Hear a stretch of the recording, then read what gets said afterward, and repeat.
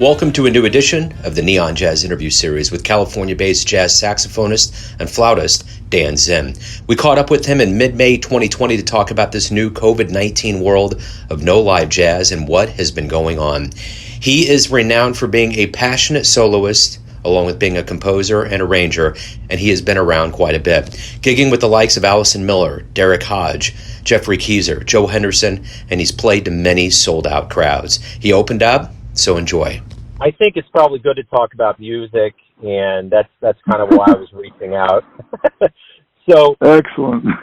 So talk to me a little bit about, maybe mid-March when you realized that we were getting ready to enter a very strange and surreal David Lynch world. Well, it was wackiness because I had been, I teach SF Jazz is it's like Lincoln Center West out here. It's like a huge conglomerate thing. And I teach the high school all-star combo. And we had just been in New York for this, there was this Mingus competition, which my band had won. And, flying to New York and being in New York. And then we found out, recently that COVID was happening back then in New York City. So it's just like, oh my God, my wife had just been to Costa Rica on a plane, and then all of a sudden, the wackiness hit so quickly. And I lost tons of gigs, and, everything just came to a skid, and it's still at a skid. So just crazy times, man. But luckily I teach a lot too. So a lot of my teaching has gone online, and I've been able to keep some money happening. But I lost 2 summer camps I teach at, and probably 30 gigs, I guess, something like that. So, and it happened. Wow. By the end of March, they're all gone. All my concerts, everything's gone. It's just wow, it's crazy. It's staggering how many things have been canceled for just one musician. I'm just blown away. I just really am. Staggering. I mean, I lost 2 weeks of camp, so it's not even happening till the middle of summer. But they're off the table. That's quite a bit of bread. And I had a great gig at SF Jazz canceled, and just a whole bunch of stuff. So, but we carry on. And what I've been doing instead is practicing my butt off. So. I think I'm practicing harder than I have in years and really making lots of headway and improvement. So trying to take advantage of the time. I was wondering, are you originally from the Bay Area? Where are you from originally? I am. I'm originally from here. I went to school out of high school. I went to UCLA, so I lived in LA for a number of years. Lived in New York, lived in Boston, spent some time in Colorado. And then ended up back here and got a teaching job, and lots of teaching jobs, actually. So stayed in the Bay. It's a great place to raise kids and everything. So, yes, I'm from here and happy to be here. So were people upset that the Chiefs won the Super Bowl? Because from what I understand, we actually helped stop the spread, perhaps. Yes, people were upset. And, I'm a huge basketball Warriors fan, but also a huge Niner fan. So that was pretty bad. But you guys, what can you say? Patrick Mahomes, unbelievable. What can you say to the guys he's Michael Jordan of football? Yeah. And there you go. Yeah. Well, we're actually close to Grandview, and you guys on Golden State had Alec Burks. He graduated from Grandview High School, so I was watching the Warriors this year when things were not doing so hot, but I was kind of watching how he was playing. But I guess he got shipped out. He went somewhere else. Yeah, he's gone now. But Warriors are retooling, and if the season's canceled and they play again starting next year, they could be defending champions still because the last, we're defending finalists anyway, not champions. Yeah. So, well, let me ask you this. Talk to me a little bit about your beginnings in jazz. Who were some of your early influences, and kind of how did this road happen for you? All right. Well, I did not come from a musical family, so I didn't have it super young. But I started on violin in 4th grade, and I was pretty good at it actually, and toured around the area a little bit, but it just didn't work out. And then switched to sax,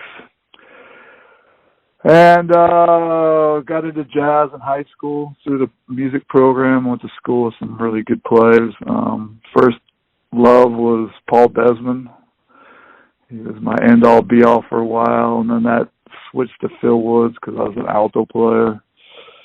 And then Cannibal Adderley, and then graduated, shifted into tenor, and got into Sonny Rollins and John Coltrane, and then a lot of the young guys that were coming up in the 70s, Mike Brecker and Bob Berg, were like kind of my idols when I was a kid. And then there's a great sax player in the Bay Area, Lenny Pickett, who's on Saturday Night Live, and I took some lessons from him, so he was one of my idols.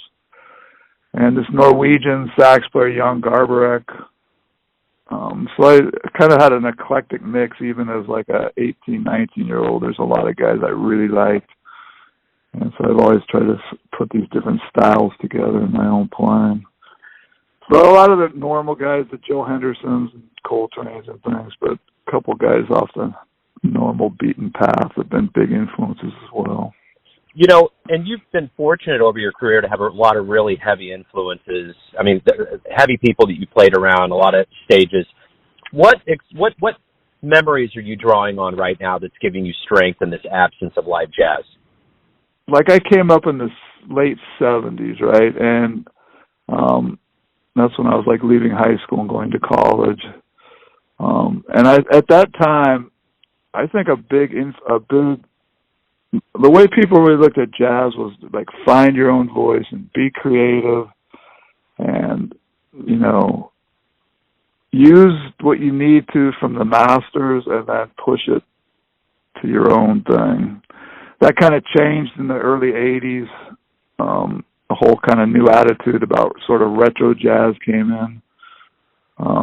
But my thing has always been like the creative side of things. So even though, I'm just looking to, work on my voice and try to be creative. So I get up every morning, I do my scales and exercises and get all warmed up, and then I'm honing the craft, I guess, in a creative kind of way. I'm trying to get deeper in touch with what I'm hearing and putting stuff together the way I like to do it. So, I think the root for me, is practicing. It's like a path. It's like I guess in martial arts you'd call it the Tao of practicing, just like a way. And you stay on the path, and the path does a million things for you. It like destroys your ego and, it does all this kind of Zenish sort of stuff. And you just stick on the path, and it unfolds as it does. So I'm a big practicing will show you the way kind of guy. And inside of that, I think creativity is one of the things that really keeps me interested in jazz. And the self-improvement of the whole thing, just getting better every day is kind of addicting. And, it's not a bad way to go about things. I agree. So let's say you have a dream tonight, you run into your younger self, around the time you really started playing professionally, and you could give your younger self one bit of advice. What would it be? Get out there and learn how to be a better businessman. I think that would be one of the advices, actually, because who knew it was a tough. I could care less about the business. I just wanted to get better and play music and hang with my friends and make jazz music, but never thinking about the guys that are really successful are uber great skilled businessmen as well. So I would tell myself to study some of that stuff. I practiced a lot, but I might even tell myself to even push it harder, just because it's a tough biz and you really gotta have the thing happening. So hustle a little bit, practice a lot, enjoy it. I guess in my old age, I would say enjoy the journey. Don't worry about other stuff. Just have fun doing it. it's a lot of Yep. work, but there's a lot of reward and enjoyment in the work as well. So we're going to eventually get out of this COVID-19 quarantine. We're going to get back to live music. And when we do, what do you hope both the musicians and the audience realizes from this time away from jazz? Society realizes that people are important. And one of the huge components of anybody is our artistic side. It's important not just to worry about money and scuffling for a living, although of course that's super important, but it was humanity and compassion, which I think art really serves well, was the thing that's going to really get us through this in a way that, I think people realize how much they miss the interaction, and it's great for us musicians to help bring people together, provide a forum to bring people together and really share the art, and we got to tap in. There's just more to life than 9 to 5 and wait until the day you drop dead. It's like there's just more to the whole thing than that. And getting out of our brains a little bit, I was having this thought that, so many people, myself included, are just so caught up in thoughts, and most thoughts are kind of negative. And if you look at the world, it's kind of reflecting that. So, look to each other and deep inside to sort of start to change ourselves, calm down a little bit, and maybe try to lead a more artistic life. Everybody, I think, could be a lesson learned, hopefully. Yeah, I agree, man. So everyone has a perception of you, your family, your friends, your fans, but you're the one that's living your life. Who do you think you are? I think I'm a guy that's trying to be a good dad and husband, for sure. Struggling. But I think my main purpose I'm starting to really discover is this sort of do better. The sort of practicing component is more than just practice to get better on your instrument. It really is kind of, I'm reminded that it's a real way of life. I don't want to call it hard work, but maybe dedication to something. And then having decided you're dedicated to it, don't ever give up and put everything you have into it. And that's really kind of how I've lived my life, and now that I have a break from constant teaching and stuff, I'm really getting back into that thing. And I don't think I'm going to let it go again. I mean, I've always practiced, but I'm going to change my life a bit, I think. I just think it helps me be a better everything by working on music. I don't know. That's what I see. Yeah. Yeah, no, I dig it. Dan, thanks for taking some time out for Neon Jazz today, man. I appreciate it. Oh, sure, Joe.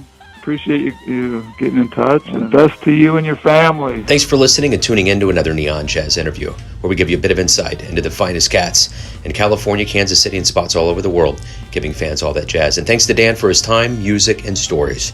If you want to hear more interviews, go to Famous Interviews with Joe Domino on the iTunes Store. Visit Neon Jazz at youtube.com, and for everything Neon Jazz all the time, go to theneonjazz.blogspot.com. Until next time, enjoy the jazz, my friends.